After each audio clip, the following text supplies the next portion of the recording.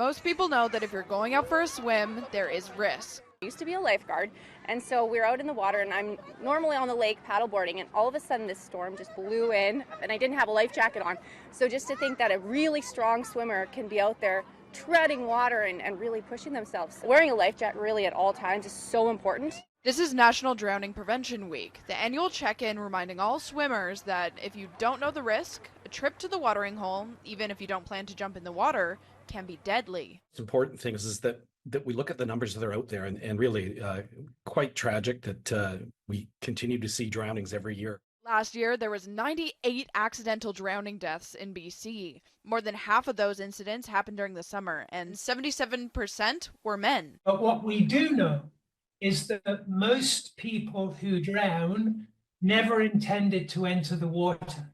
The leading cause for drowning last year was 22%, with people falling into the water.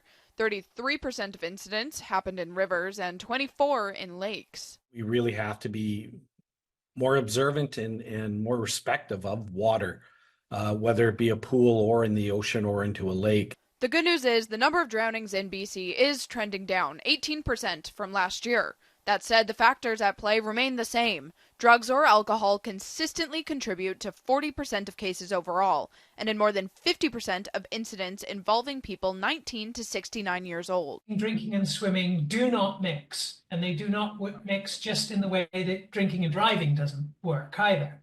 So encourage people to leave the alcohol out. Most people we talked to today acknowledge swimmers need to be prepared. When we bought our house, I remember the realtor was actually trying to talk us out of buying our house. That was before we had a child, and he said, well, if you have a child and being on the water is very dangerous, so it probably isn't a house you want to buy. We feel comfortable with them being in calm water, getting a little bit of distance with us, and then just keeping an eye out, making sure that you're putting them in safe positions. And if you go for a swim in BC, don't be surprised to see more warnings. Events are planned all week across the province to raise awareness about water safety.